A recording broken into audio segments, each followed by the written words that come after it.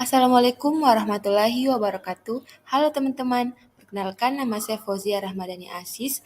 Pada kesempatan kali ini, saya akan menjelaskan mengenai sistem pencernaan manusia dan sistem pencernaan hewan pada muatan mata pelajaran Ilmu Pengetahuan Alam di Sekolah Dasar kelas 5, tema 3. Materi yang akan saya bawakan yang pertama, sistem pencernaan manusia, dan yang kedua, sistem pencernaan pada hewan. Materi yang pertama yaitu sistem pencernaan pada manusia. Sistem pencernaan atau sistem gastrointestinal terdiri dari beberapa organ pencernaan. Alat pencernaan manusia dibagi menjadi dua kelompok utama, yaitu organ dalam saluran pencernaan dan organ pencernaan pelengkap. Saluran pencernaan manusia atau disebut juga dengan saluran gastrointestinal merupakan saluran yang memanjang dari mulut hingga ke anus.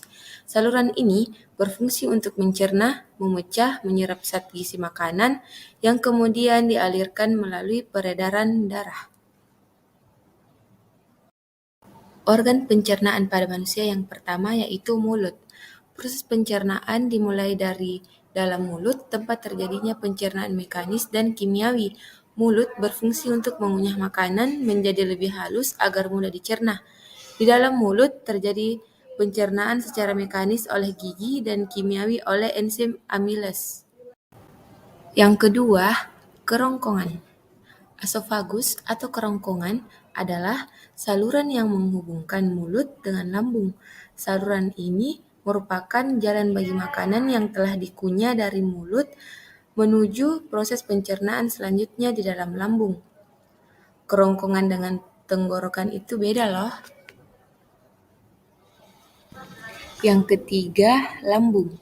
Lambung adalah organ berbentuk huruf C yang berukuran sekitar 2 kepalan tangan. Lambung terletak di antara esofagus dan usus halus pada perut bagian atas. Yang keempat, usus halus. Proses penguraian makanan menjadi bentuk yang lebih kecil berakhir di usus halus. Usus halus adalah saluran kecil selebar 2,5 cm dengan panjang sekitar 10 meter.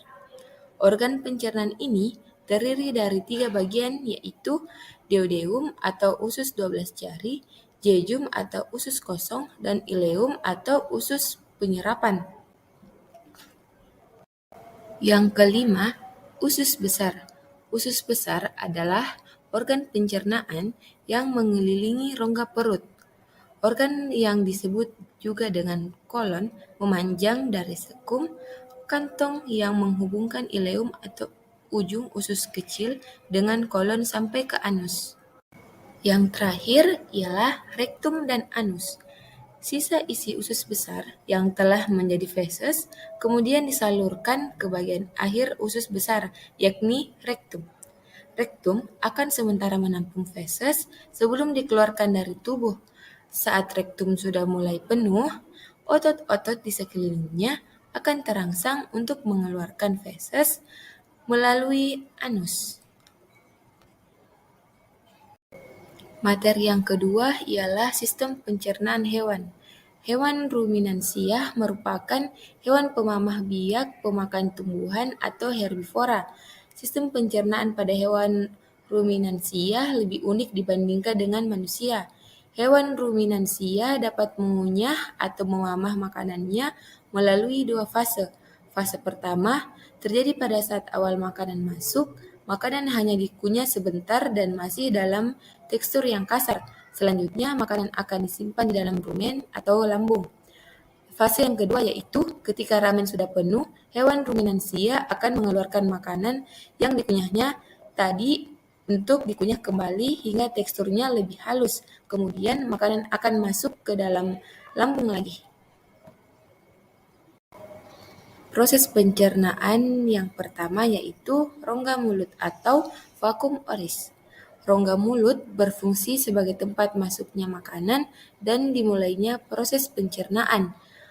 Rahang hewan ruminansia dapat bergerak menyamping untuk mengelilingi makanannya. Yang kedua, lambung. Makanan yang telah melewati esofagus kemudian akan menuju lambung. Proses pencernaan pada lambung yang pertama untuk menampung makanan sementara sebelum dikeluarkan kembali. Selain itu, lambung berfungsi dalam proses pembusukan makanan dan menghasilkan enzim selulase yang dapat mengurai selulosa.